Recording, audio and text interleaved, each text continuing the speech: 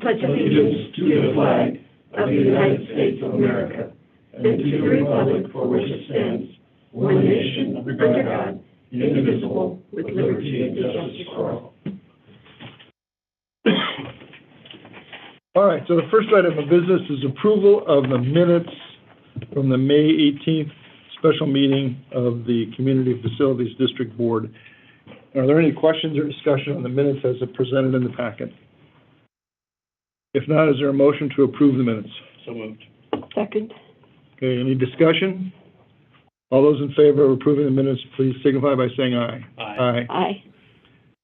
That's an aye, it looks like, by Councilman Clare. Anyone opposed to approving the minutes? So the minutes are approved. Next item is a public hearing on the Community Facilities District final budget for fiscal year 23. Declare the public hearing open. Do we have a staff report? Ms. Peterson. So, Mayor, I have no report. The budget has not changed from zero. So it's still zero, it was zero, and it's still zero. All right. We have no request for public comment. There are no members of the public here, so I'm going to close the public hearing. And we'll go on to see if we were willing to adopt Resolution LSCFD 22-04 to adopt our zero budget for fiscal year 2023. Mr. Mayor, I move that we adopt the ideal government budget. It is the idea. I agree with you. Is there a second? Second. It may fail for lack of a second if we don't have a second from. There we go. Sorry. Is there any discussion on our zero budget? Seeing none, all those in favor of adopting the zero budget resolution LSCFD 22-04, please signify by saying aye. Aye. Any opposed? Aye. Someone got an aye in. I'm sure who that was. Sounds like. Was it Ron? Yeah. Okay. Aye. Vice Mayor. Oh, the Vice Mayor's here by phone. Yes. All right, Yes. Vice Mayor, welcome. All right. That completes the business for the Community Facilities District. Is there a motion to adjourn? So moved. Second. All those in favor, please say aye. Aye. Any opposed? All right, the CFD meeting is adjourned. Now we're going to call to order the Village at Litchfield Park Community Facilities District. We've already done a pledge, so the first item of business is, am I doing this right? Yep. First item of business is approve the May 18th, 2022 special meeting minutes. So moved. Is there a second? Second. All right, is there any discussion on the minutes? All those in favor of approving the minutes, please signify by saying aye. Aye. Aye. Any opposed? Is there anyone opposed? Minutes are adopted. Next item of business is a public hearing on the Community Facilities District final budget for fiscal year 23. I declare the public hearing is open. Is there staff presentation? No, Mayor, there's been no change since the tentative adoption. So there are no public requests to speak, so we're going to close the public hearing. Is there a motion to adopt Resolution 22-43, adopting the proposed budget of $364,515 for fiscal year 23 for the Village at Litchfield Park Community Facilities District? So moved. I'll let you do this one. You take this Okay, one. thank you. All right, moved by Councilman Brainerd Watson, seconded by Councilman Rosati. Is there any discussion on the motion? All those in favor of adopting Resolution 22-43, please signify by saying aye. Aye. Aye. Aye. Any opposed? Motion is adopted. Is there a motion to adjourn the special meeting of the Village at Litchfield Park Community Facilities District? So moved. Second. All those in favor of adjournment, please signify by saying aye. Aye. Aye. Aye. Any opposed? All right, we are adjourned. Fast and friendly. Yeah, that's right. It was very efficient, five and a half minutes for two meetings and adopting two budgets, even though one was zero. It's a good deal. All right. Three for three. What's that? For the next one. I think this one will take a little longer. All right, I'm going to call the regular meeting of the City Council to order. We've already had our Pledge of Allegiance, so we'll begin with council member reports. I've got Councilman Ron Claire on the phone. Do you have a report, Councilman Claire? Nothing to report, sir. Okay, Councilman Rostosi, Nothing to report. Councilman Brainerd Watson. I don't have anything to report right now, sorry. All right. Vice Mayor. You up there too. Oh, nothing, Mayor. Thank you. Okay, Councilman Donahue, I've been told is up there, although I don't see her. Oh, there she is. Do you have anything you would like to report, Councilman Donahue? No? No, You need no, I to don't. unmute, but, No, okay. good. All right, I'm gonna forego a report also, so we'll go on to the city manager's report. Mayor and council, I do have several, actually. There's a highlighted section of my report. One of these, the staff is reviewing the Base Industrial Park. That's development that's planned, it's 145 acres and plans for 15 light industrial warehouses. That's at the southwest corner of Bethany and Litchfield Road. That, of course, is between Sun Health and Luke Air Force Base, if it is approved, there along Litchfield Road. That's outside of city limits. Obviously, our concern is the trucks. Because even if they could get to Camelback, which we're not enforcing for the next year, they have to get there via Litchfield Road, which is not allowed south of Missouri. I've talked to City Manager Glendale about this issue and let him know, of course, the trucks would have to go to Northern Parkway unless they have deliveries in the city. So, of course, staff is monitoring this issue to see what happens there. But again, it is for 15 warehouses to be between Sun Health and Luke Air Force Base. Also, the mayor, Peggy, and myself did attend the Southwest Valley meeting last Friday to discuss the truck issues, among other things. Multiple seats were presented. That was a good meeting. Lots of good discussions there. On a related note, MAG did receive approved the $360,000 study at last week's meeting. So that will go out for RFP in August for the multiple truck studies. A couple of things. A few staff members, as well as the mayor and vice mayor, did attend the meeting for the rezoning for the Visago Church that was held. We did not participate in that meeting, but we were there to hear comments. And lastly, we did meet recently with the Girl Scout Troop regarding Scout Lodge and had a good second input meeting. We did have some scouts there that gave some nice input for that. And we're planning to bring a preliminary design to council for consideration later this summer for the Scout Lodge. Mayor and council, that's all my report. As always, welcome questions if there are any. Any questions from council? All right, thank you for your report. Brings us to this meeting's response to last meeting's call to the community. Mr. Sovich was recognized and called upon, but he did not speak, so no response is required. That then takes us to this meeting's call to the community. We have one request to speak, and it looks like one request for a letter to be read into the record. Is that? Two requests. Oh, I'm sorry, you're correct. All right, two requests to speak. Mr. City Attorney, I'm not sure that we've ever read a letter into the record like this. Is that something that is typically done? It can be. It's up to you. We can either read it in or just have it as entered as part of the minutes. Mayor, it was provided to all council. All right. So council has already seen this letter. This is a letter from Shelley Smith talking about the Vestigo Church property and the rezoning effort that's underway on that property. She supports the rezoning, and I think all of you have the letter, and I'm sure I've read it. So we will ask the city clerk to make this letter a part of our minutes, so it's in the public record. Ms. Smith can rest assured that her thoughts will be conveyed to the appropriate staff people and to the commission, the P&Z Commission, as well as the council, so that they will be taken into account. With that, we'll call on the first request to speak that I have at least in my order, and that's Colin Barleycorn, former mayor. Mayor Barleycorn, would you like to speak? I'm not sure if you're here or not. I can't see you. Yes, sir, I'm here.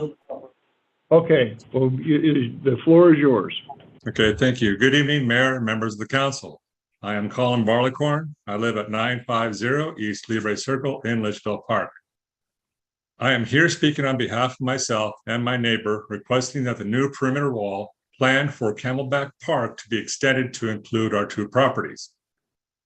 Per the existing design, if the new 10-foot wall is extended along the park side of our two properties, as shown in the handout I provided, it would provide two very important benefits. First, and most important, is public safety. A 10-foot wall would stop children from climbing over our park side wall. Currently, children frequently climb over to retrieve balls and other toys that come into our backyards. This has been a serious problem for years, but can be remedied with a simple and effective fix. Second, by extending the wall, it would give the entire park wall consistency and an aesthetically pleasing view. Therefore, by extending the perimeter wall to include our properties, it would, number one, increase public safety and improved visual aesthetics of the park. Lastly, I would like to say that my neighbor and I would gladly provide the city with easements, if needed, to have the wall built along the park side of our properties. Thank you for your time and your consideration of this request. Okay, thank you for your comments. As I'm sure you remember, we're not able to comment on this at this point in time, but we will comment at our next regular meeting. In the meantime, this will go to, I think the wall is probably at RPG now, is that correct? Is that where we're thinking about the wall, Mr. City Manager? We're not RPG right now. We're still waiting back for the easements on the retired rover, sir. All right, so it will eventually go to RPG, and that it'll be heard with them first. So you may want to make these same comments to the commission when they take this up for consideration. Thank you, Mr. Mayor. The next request to speak is from Carl Hartman. And actually, I have you down as request to speak on an agenda item. Would you prefer to do that, Mr. Hartman? Wait and do that at the time of the agenda item on this topic? Is he here? Yeah, he may not. Maybe he doesn't understand when we're going to do this. So we'll hold this until we get to that point in the agenda, because that is an agenda item that will be coming up. So this then takes us to our presentation section. We have, first item is the yard of the quarter for this quarter. I don't have the actual yard of the quarter certificate here in front of me, but I have it electronically.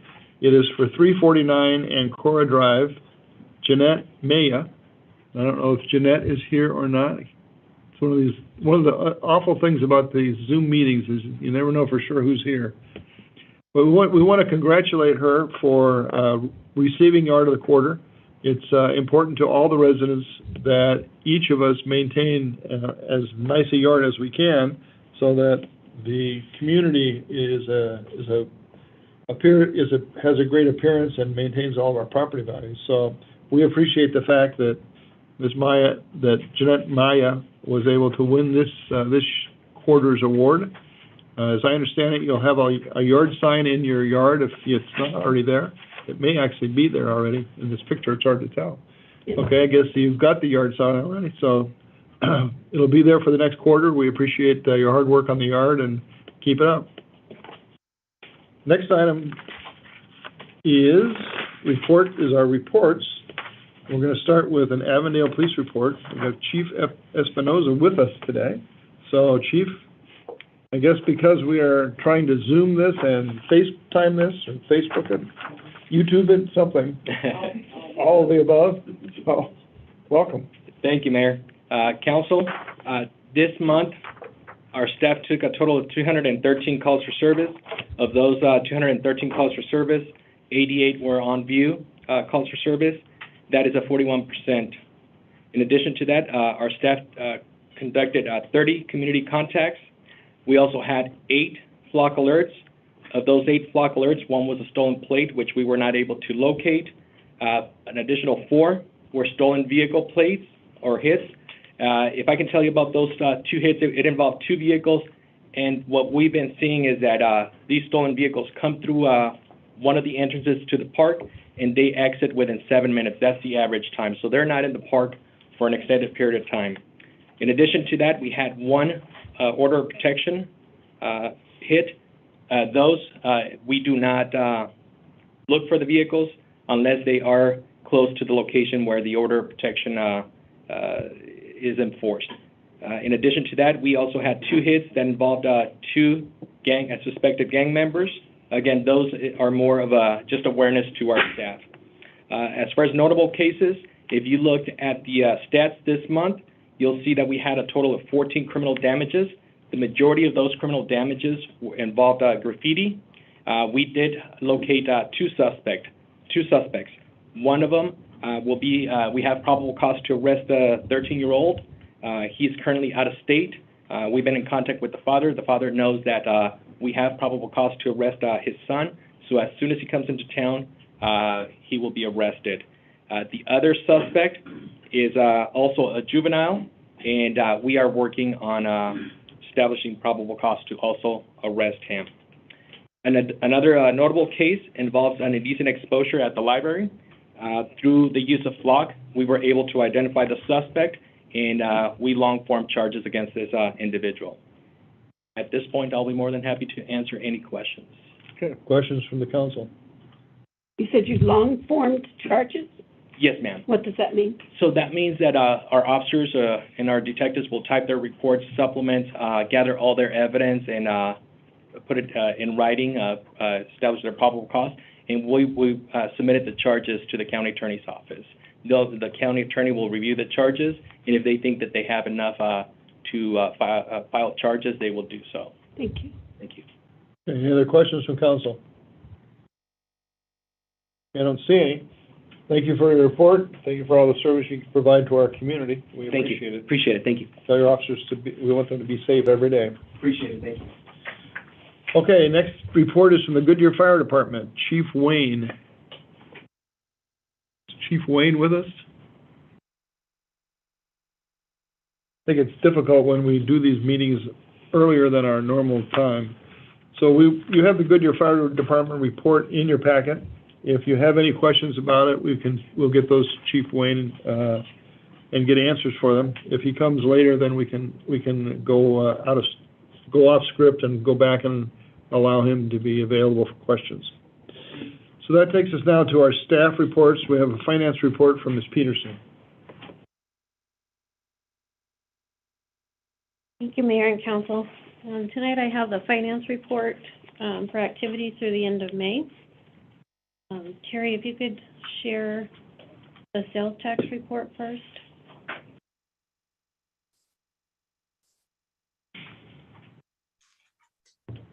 The one that has green on it. Yeah.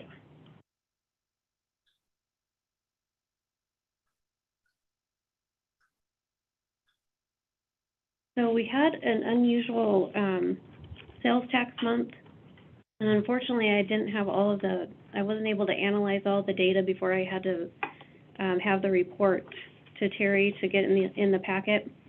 But the retail sales you'll see was up 160%, which seemed very unusual. So after we had time to analyze all the data, there was a payment of $389,000 that actually belongs to Glendale. So if you back that out, we still had a good retail month. It would be 55% over May of last year. We contacted the vendor for the business, and hopefully it's corrected and they take that money back next month. The online sales category is down $173,000, and that's because we had a significant audit adjustment. So they deducted $176,000 just for that one audit. But our restaurant and bars are doing well. They were up 21%, utilities 20%, rental 6%, and then other 33%. And then our construction sales tax, we had a big payment there as well that doesn't belong to us of just under $202,000. That payment either belongs to Buckeye or it might be a county island, but we also contacted that business and it will be corrected as well. So if we back that out, the construction sales tax that belongs to us is $73,510 for the month. So we would actually be down 47% over May of last year. I like your paper report a lot better. I know. Those numbers were great. And when I saw that 160%, I thought it was just too good to be true. Yeah. So year to date, taking out that almost $400,000 is $8.7 million, and we're up 19.5%. And then our construction sales tax is actually just under 1.9 and up 22% over last year. So if we go back up to, and that's why I wanted to start with this, because the numbers in the main report obviously will have to be adjusted as well.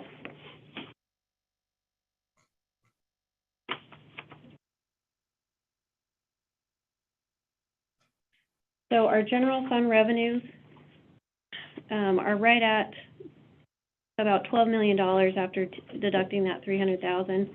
So we're at about 119% of budget estimates. And then our general fund expenditures, because we are at 92% of the year, all of our departments are below 90%. So all of the departments that have been over, it's starting to smooth out as we get closer to the end of the year. So our net general fund operations is right at about $4 million right now. Our construction sales tax, we've already gone over that. So far, we've spent $1.3 million in capital expenditures, and our general fund share to Litchfield Square is $1.5. I do want to point out, by the time this report was prepared, there were no Litchfield Square invoices processed, so that number is the same from April. So next month, we'll see a big swing. That leaves a general fund ending fund balance of $20 million. The details for rec and special events are included in your packet. I won't go over that unless anybody has any questions. We go to the special revenue right there, Terry. Our HERF revenue, we are right at 100% of budget at $430,000, actually just about $2,000 over. We've spent $111,000, so that leaves us a HERF ending balance of $1,457,000. Litchfield Square, like I just mentioned, there's no change from April. And then the SLIDs, the streetlight improvement districts, are right where they should be. The revenues have caught up, and so we have an ending fund balance of $26,000 in those funds. And then our court enhancement fund has collected $4,300. We've spent $86,000, so that leaves an ending balance of that in that fund of just under $93,000. Do you know why we have not spent the HERF money that we have budgeted for our street program? Why has that not occurred? There is, and Keith, city engineer, can probably help me with this one, but is a project pending, but I think it's We're just about to be delayed. invoiced 100% of that, and that's just under $400,000. Okay, so that would still leave us about almost $600,000 below what we thought we were going to spend from HERF money. And we are currently collecting proposals, which is a consent agenda item for Tainter, Maya, and Inca, which equals just around $700,000. And that'll be HERF project? Yes. We have, in the past, we have not always spent our HERF money throughout the year, and we end up with these big balances at HERF, and that doesn't make a lot of sense since it's restricted money. Absolutely. We'll find a way to spend that. Well, we just want to get into a normal cadence where we are spending the money that we need to spend on our streets as part of our 10-year program. You know, right now it's not. You know, right now we don't have the need not to do that, so it would make sense to. So we're not trying to spend it. It's just that we have things that need to be spent on a regular basis to maintain our streets. We have a pretty good 10-year projected plan where we'll maximize each year's allowance. Okay. Yeah. Are you done? I'm done. Perfect time to interrupt then. Thank you. Any other questions for finance? Okay, seeing none, we will go to a Litchfield Square update. Is Mr. Scouten here to do that, or? He's on video. He's on video, all right. Yes, Mr. Mr. Mayor. Scouten, the floor. Thank you, Mr. Mayor, members of the council. I'll go over a few highlights. APS has now completed all of their work in Litchfield Road. So that allows us to get in there and finish the east half of the street improvements. I'm sure you've all seen the concrete work going on, and that's nearing completion now. Over the next couple of weeks, we'll be putting in the base for that pavement, and then actually paving sometime around the end of June. And then when that's finished, we'll be moving over to the west side. Are getting the third APS manhole delivered this Friday. So that completes the delivery of those really big manholes, and that will be installed at Desert Avenue and Honeysuckle, where there's currently a street closure. We're continuing to install dry utilities in a joint trench, so that's the power, gas, Cox, and CenturyLink facilities. We're also working with Zona Wired to install some facilities for them so that they can provide services. We held a kickoff meeting with Kitchell Contractors and GLHN Architects for our preliminary design of the parking garages under the design build proposal that we received from them. And I should be bringing a contract to council in July for that first phase of that project, which again includes preliminary design of 4 parking garages. We're also working on completing the final design for the interior streets. So as you may remember, Litchfield Road and Village Parkway over to Desert Avenue will be included in this first phase that's under construction. As soon as that is finished, and I'm expecting to bring GMP4 to the City Council in September, then we'll move on to the interior streets and finish those along with landscaping, lighting, and so on. We continue to work with the potential buyer of Lot 3 with him on his site plan and also on his parking requirements. And that's moving along pretty quickly. And then lastly, we've been having meetings with JLL, who is marketing the rest of the lots in Litchfield Square. They will be sending out this week what they call the teaser marketing brochure, basically advertising it to all the developers that are interested in those kinds of projects. And after that, they'll once they begin attracting developers who want to come in and build buildings, then we'll go through the RFQ process to select developers who we want to invite to submit proposals for projects. That's all I have, Mayor. Okay, are there any questions for Mr. Scottman? Okay, thank you for the report. Obviously, we're all anxious for the progress to continue. It will, thank you. I can see from my meeting at participant board that Chief Wayne is with us. Chief, are you here?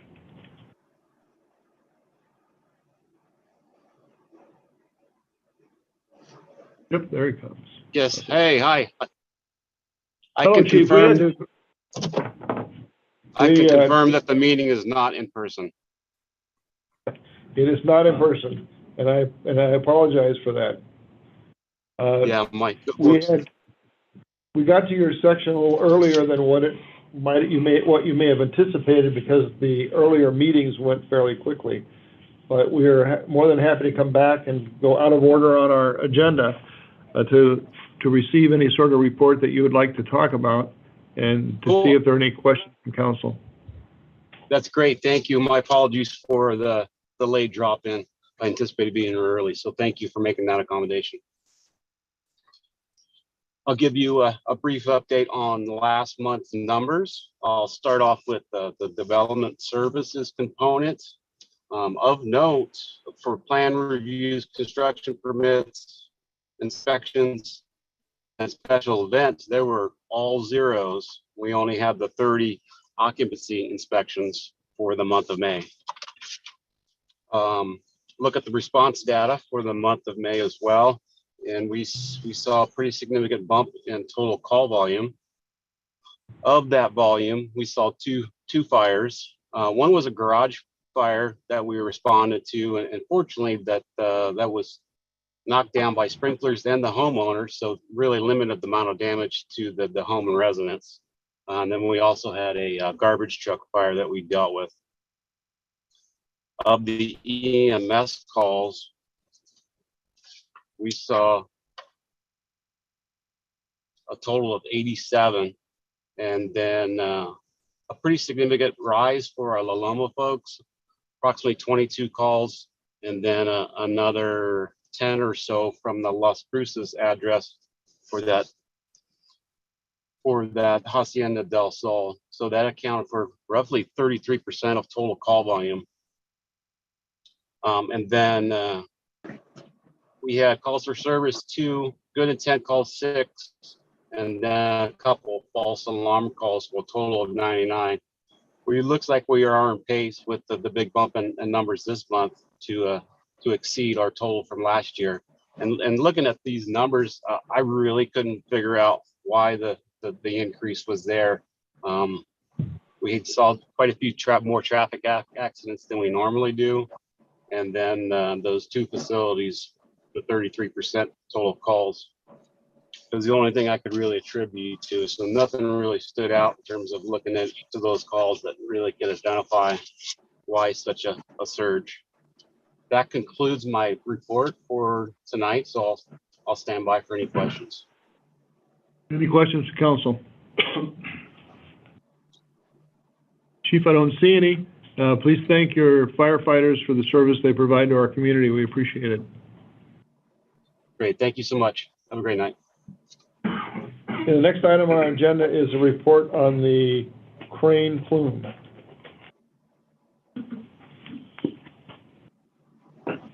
Thank you, Mayor, members of council. I wanted to start off to address a question from last month's meeting and provide the map. Understand the vice mayor's on, but he might not be able to see the graphic. This was provided by EPA and the PGA North council members. It is a historic aerial of the plume.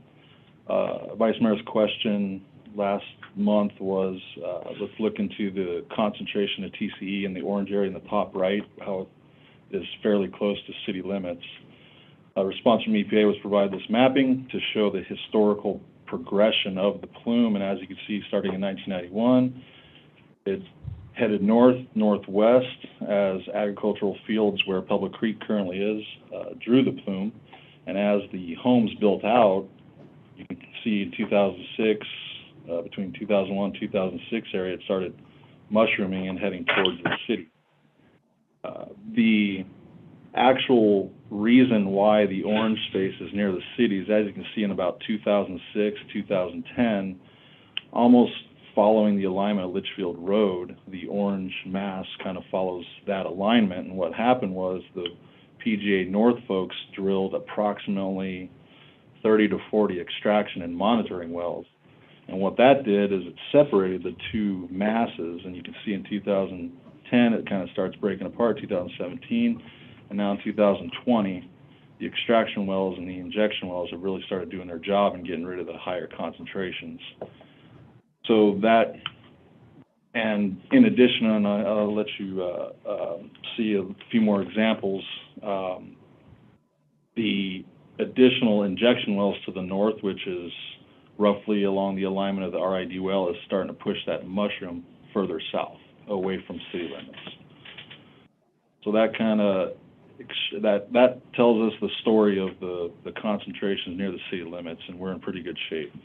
Moving on to a quick summary of last month's actions with the PGA North. No additional testing on the Litchfield Park well. We are going to coordinate with Clear Creek and Associates to do annual testing. On that, the PGA North submitted a addendum to their groundwater monitoring, and they recommended to remove Litchfield Park's well from annual testing. We have responded to PGA North and said we would prefer that our well site stays on their annual testing regime, and we're waiting for their feedback on that. Recent testing throughout the subunit A, which is the north end of this mushroom area, that's what they call the area to the north of McDowell for the most part.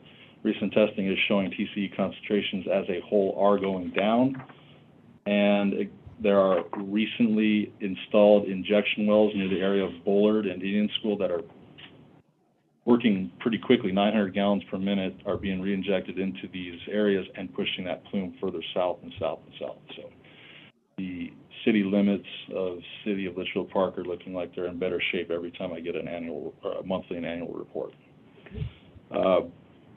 Last month, there was a fluctuation in my report that showed higher concentrations of TCE, and that's because these injection wells are actually forcing the plume to concave on itself, and so the readings inside that area are higher concentrations, but the areas outside are getting lower.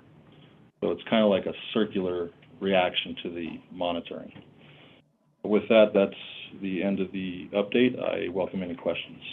Any questions from council on the plume? It looks like I don't see any. Thank you for the report. Next item on the agenda is our consent agenda.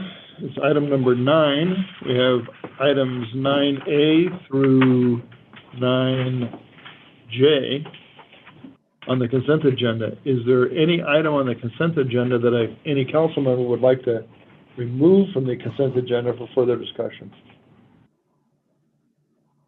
I don't see any. Is there a motion to adopt consent items 9A through 9J? So moved. Is there a second? All those in favor of the motion to adopt these consent items, please signify by saying aye. Aye. Aye. Any opposed? The consent items are adopted unanimously.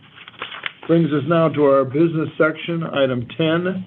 First item is appropriations for fiscal year 2022. Ms. Kramer, do you have a report for us?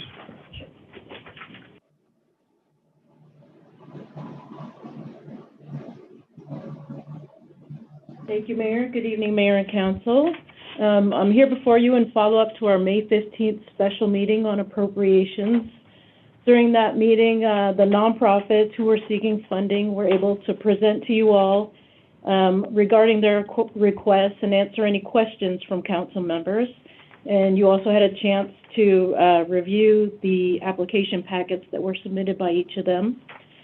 Following the meeting, each council member sent their individual recommendations to the city manager, and he and I reviewed and discussed those recommendations. We tabulated them and took into consideration any potential outliers, as well as the total amount available from the general fund, which is $20,000. And after tabulating, staff proposes that each of the 11 nonprofits who applied should receive funding from the city. And the specific award amounts, which are listed on page 183 of your agenda packets, are as follows. If you don't mind, I'll read them aloud since most of the nonprofits are on the Zoom call. Sure. Agua Fria Food and Clothing Bank, $3,000. Blue Star Moms of the Southwest Valley, $2,100. Catitude Arts, $700. City of Avondale Senior Services, $2,000. Homeless Youth Connection, $1,200. Litchfield Elementary PTSA, $700. Litchfield Park Historical Society, $3,500. Litchfield Park Little League, $1,900. New Life Center, $2,500. Sounds of Autism, $700. And Southwest Lending Closet, $1,700. These award amounts collectively total the $20,000 that is available, and staff recommends that council move to approve the awards in those amounts, unless you have any questions before you make your final decision. Are there any questions or comments from any council member? Is there any council member who wishes to amend any of these staff recommendations? If not, is there a motion to adopt the staff recommendations for appropriations for fiscal year 2022? So moved. There's a second. Any further discussion? All those in favor, please signify by saying aye. Aye. Aye. Any opposed? All right, appropriations are approved as presented by the staff. Thank you. Next item is a discussion of attendance requirements and the resuming of in-person meetings. We had intended originally to have this meeting as an in-person meeting, but we had so many of the council who had elected to attend by Zoom that we decided to not have this be our first in-person council meeting. Having 3 council members and the rest on Zoom is really not a particularly good thing, I think, for the council. conveying to our public. So we decided to have this meeting as a hybrid meeting, and the meeting in August, most likely, I think it has been canceled. So there's only one meeting that remains this summer, which is in July. The discussion has been that we would have this discussion tonight and get input from the council, but with an eye toward requiring an in-person meeting starting in September. We have a request to speak from a community member, and so we want to recognize that first. If I can find the sheet.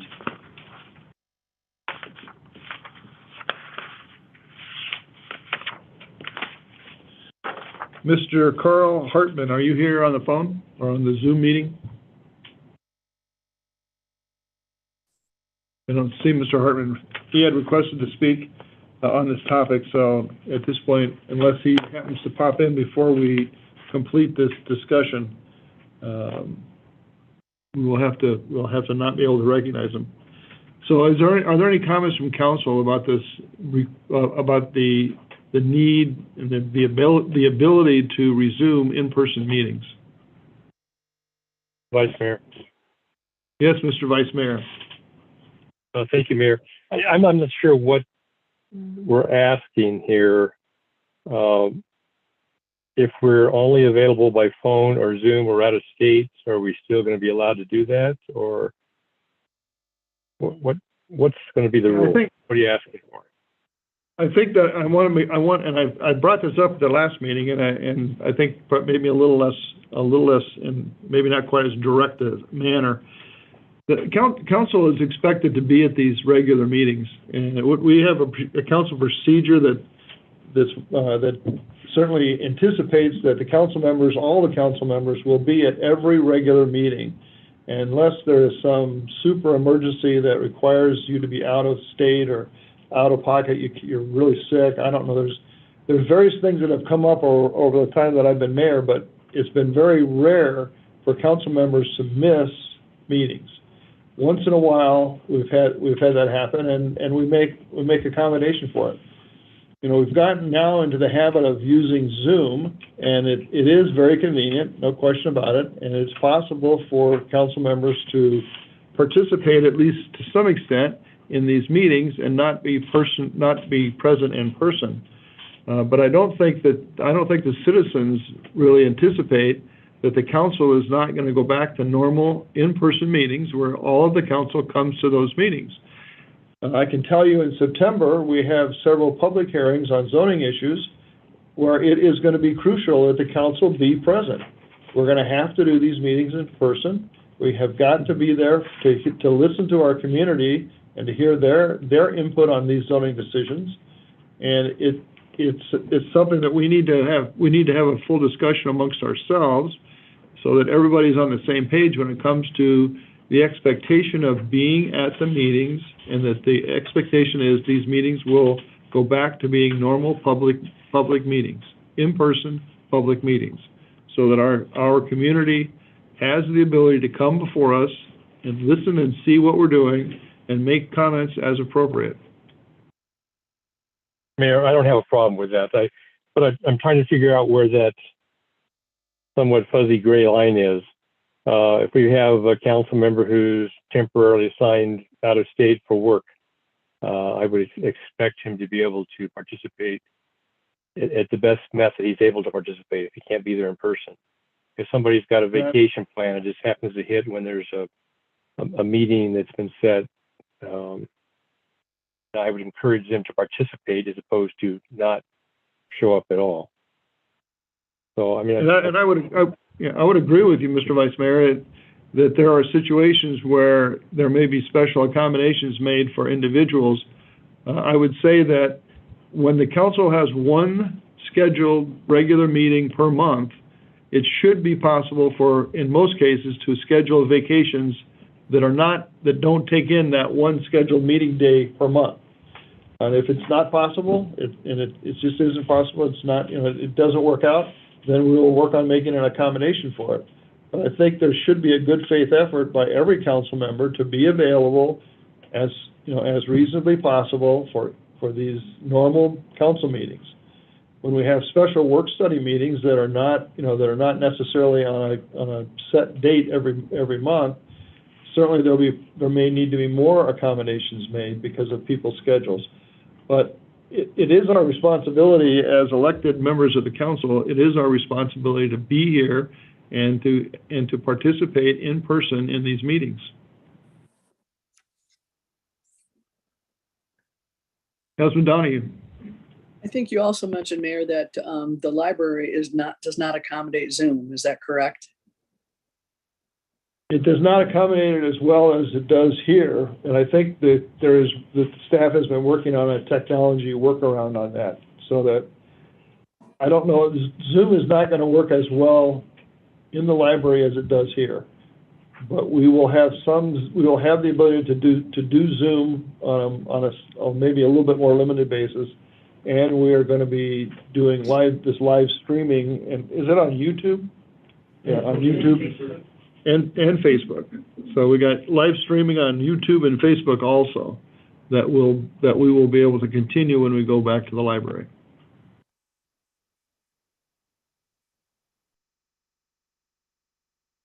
Okay, any other questions or comments? Mr. Hartman, you now have joined us. I'm sorry? Mr. Hartman, can you hear us? It's connecting to the audio, so you probably can't yet.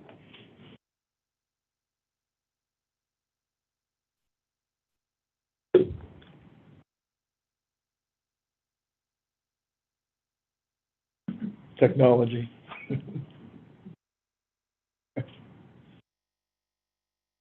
Audio for a while. Yeah, he may have a very slow. We may have to get him a new new Wi-Fi. Huh? All right, we're going to have to go. We're going to have to continue on.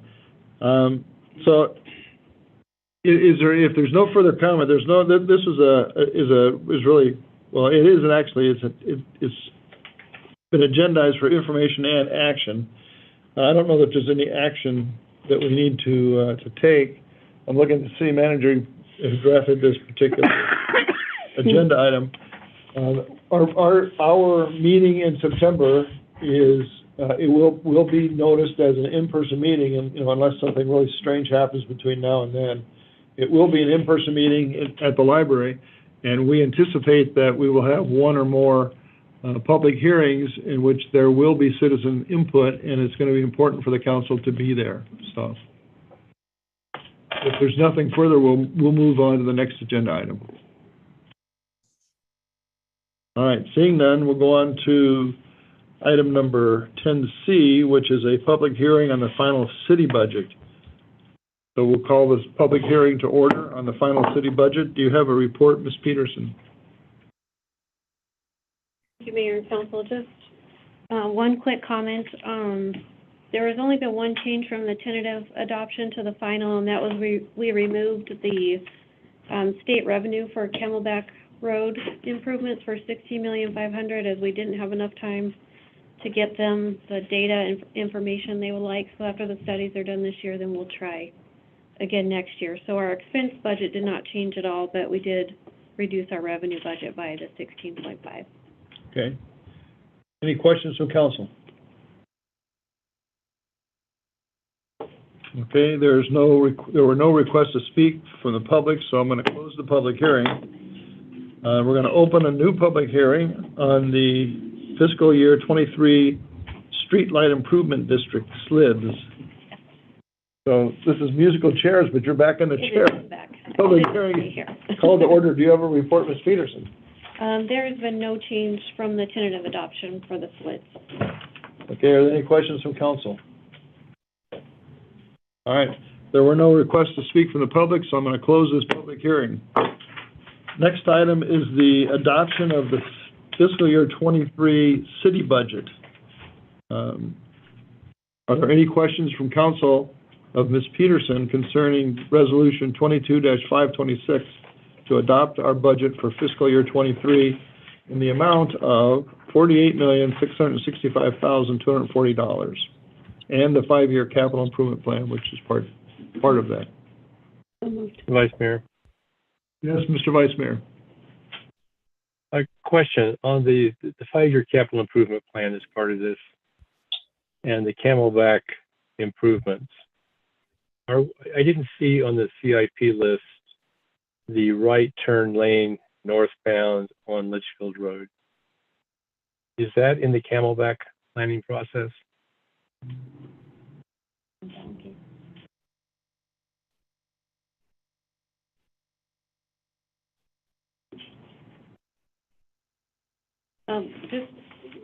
Just one second, Mr. Vice Mayor.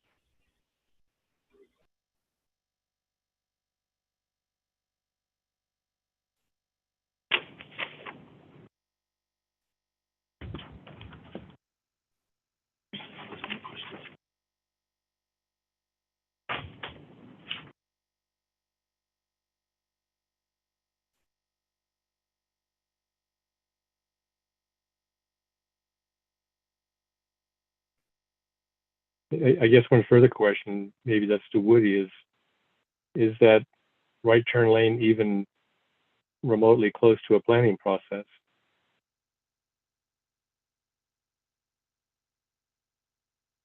Vice Mayor, I do know that Woody did go over that with me, that was something that one of our on-call consultants has started the design process in reviewing a geometric configuration to try to see if that will even fit. That is as far as I know that it's gone. Okay. So we are working on the planning, it hasn't been dropped totally. The only question is, where is it in the finances?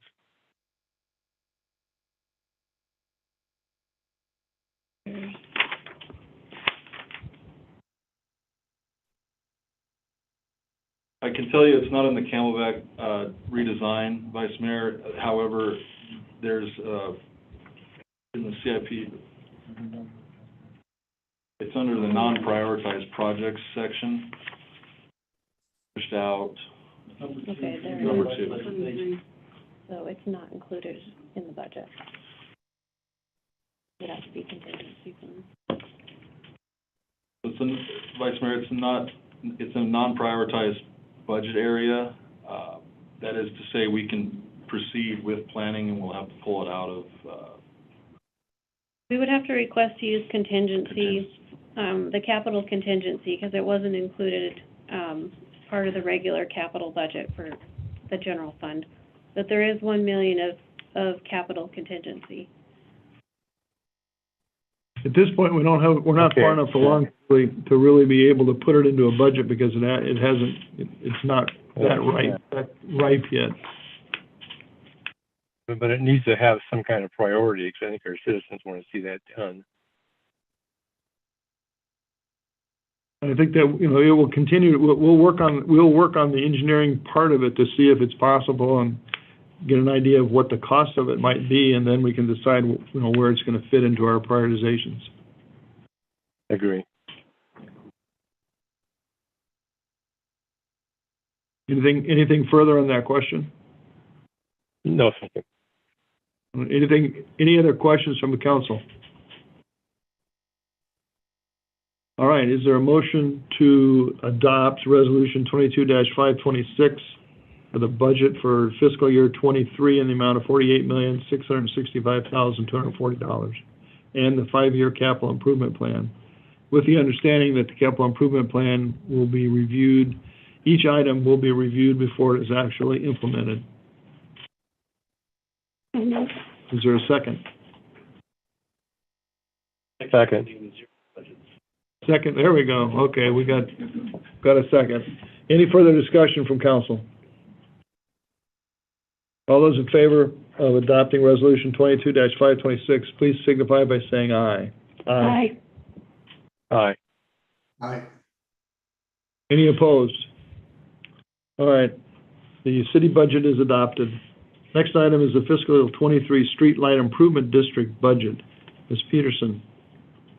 There's been no change from the tentative adoption, Mayor. Is there any further discussion on Resolution 22-527? Is there a motion to adopt Resolution 22-527, adopting budgets for SLIDs 1, 2, and 3 for fiscal year 2023? So moved. Second. Any further discussion or questions from council? All those in favor of adopting Resolution 22-527, please signify by saying aye. Aye. Aye. Any opposed? Motion is adopted.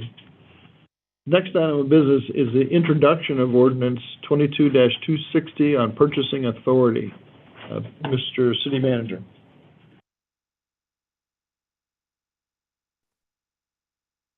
Mayor and council, as the mayor said, this is just an introduction of this ordinance. Of course, it requires 2 readings. The reason for changing this one, under the current city code, any purchase of $10,000 or over, of course, requires council approval.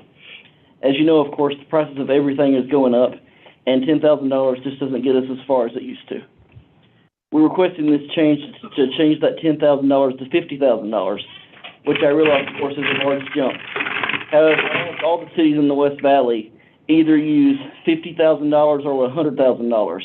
Nobody around us is anywhere near our current limit at $10,000. It would also make the amount for an RFP to be over $50,000 for council approval. Currently, RFPs, again, $10,000 amount. This would not change the ability to go through Mojave contracts, et cetera. That would still be there. But again, any purchase over $50,000 would require council approval. I did include several items in my CC to give you an example of purchases that have been in this range in the last year or two. An example of those was the AC for the rec. Another example of that was the sinkhole repair at Village Parkway, which are both in the $40,000 range. Certainly open for discussion on these. If you feel the $50,000 is too high, again, I understand it's a big jump from $10,000 to $50,000. But again, I think it is an amount that should be raised. It will make it so we can get things done faster. Again, prices of everything has went up. And I think 50 is a good threshold in my opinion. But again, obviously, wide open to suggestion or comment if there may be any. So comments from council.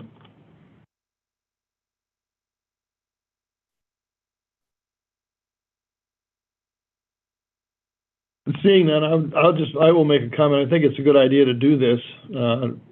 It becomes, we add expense every time as we add time to these small contracts, and having them come before the council really, to micromanage every purchasing decision by city staff, I think is an error.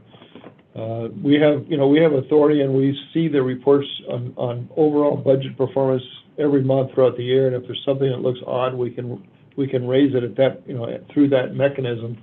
So I'm in favor of making this change. I don't know if there's no further discussion, is there a motion to introduce ordinance 22-260 relating to the purchasing authority of the city manager? So moved. Any further discussion by council? I think it's a good idea because we can't guarantee prices, even on a monthly basis, they're going to stay the same. So being able to respond more quickly is going to be important.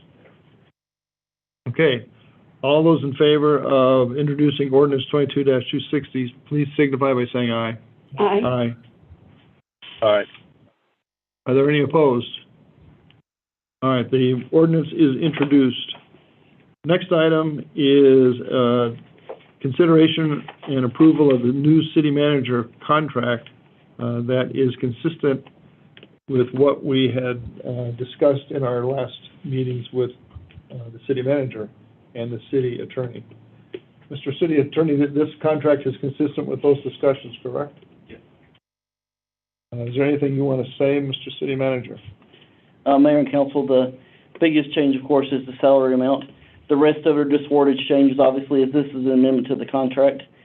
And the last thing, again, is that I would like to thank you for this change, and myself and my family certainly appreciates it. Thank you. Any comments from council? I just think he's worth every dime, so, Thank you. Okay.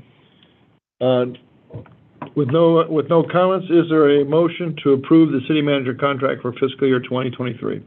so moved. Second. Any further discussion by council? All those in favor, please signify by saying aye. Aye. Aye. Any opposed? Any opposed? All right, motion is adopted, city manager contract is approved. Next item of business is discussion and approval of a contract for the city clerk. This is an item that we need to have an executive session on so we can receive advice from our attorney concerning this contract that has been discussed with the clerk. Once we go into executive session, when we come out of executive session, we will have one more business item that we will take up, which is potentially approval of a contract for the city clerk. So anyone who desires to watch that part of the city council meeting will need to stick around. Normally, yes? Go ahead, finish. Oh, okay. Normally, we do not conduct business after an executive session, but in this case, the executive session is about this agenda item, so there will be business conducted once we finish with the executive session. Before I go into executive session, it looks like we have Mr. Hartman. Mr. Hartman, now you are connected up and you can hear us, and we can hear you if you go off mute. Yes. We can hear you almost. You're a little breaking up a little bit. Oh, okay. We've Is already that any better? That's better, yes. We have already gone through the agenda item that you asked to speak on. If you have something you'd like to convey to us, in a relatively short period, we'll allow you to do that, even though we've passed that agenda item already, but we'll do that before we go into executive session. So if you have a comment you wish to make, go ahead. Mr. Mayor and members of the council, I appreciate that. Having an indefinite start time made it a little difficult to get everything set up, because typically, I guess this would be a 7 o'clock start. But the CFD meeting, I guess, preceded the council meeting. But no, I appear before you tonight to speak on the issue of the public being prohibited from in-person participation in council and commission activities. It defies both logic and reason for a representative body, such as the council, to deny the public's participation in these meetings. Let me gently remind you that you work for us. You should not be a self-serving body making decisions and taking actions that are in your own interest. I noticed that some of you were in attendance back on May 17th at the neighborhood meeting, so that should have indicated that in-person meetings were perfectly safe. Recently, one of our coalition members surveyed municipalities around Litchfield Park, Avondale, Goodyear, Glendale, and Surprise, and not one was solely virtual in their meetings. They did allow public participation. The upcoming planning and zoning and council meetings on the Vastago Church rezoning issue require in-person participation. I think that in order to avoid blatant hypocrisy, you must allow in-person meetings. I therefore request that rather than the proposed item in the minutes saying in-person would be prohibited until September, that we immediately open up all meetings to in-person participation. Thank you. Thank you for your comments. We're definitely going to go back into full in-person meetings in September, and we will have them at the library, in which we can accommodate all members of the public who wish to attend. Whether it's possible for us to accommodate members of the public in our meeting in July, we will look into. And that may be that we'll have our hybrid meeting, but we'll hold it at the library. We'll hold it as a hybrid meeting, and there will be the potential for members of the public to come because there's enough room for seating. So we will let you know about that. That would be very much appreciated, Mr. Mayor. Okay. With that, is there a motion to go into executive session? So moved. Do a second? All right. All those in favor of going into executive session, please signify by saying aye. Aye. Aye. Any opposed? All right, we are now in executive session, so we will clear the room of, Catch up, just one more moment. okay.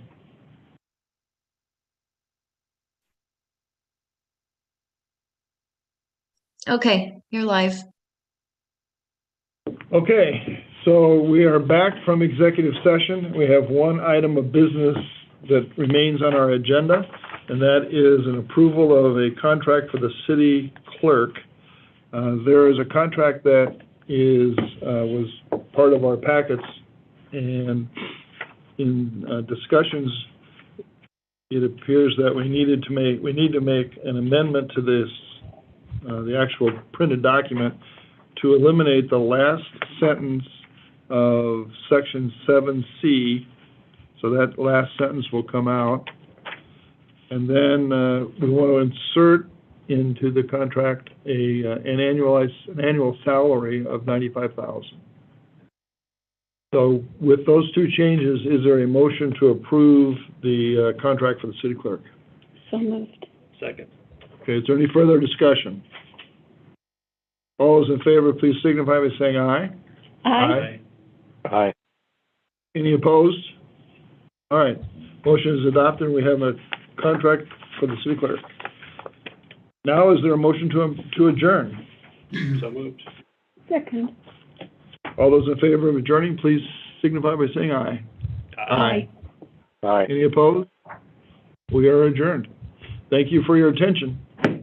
Bye, guys. Probably both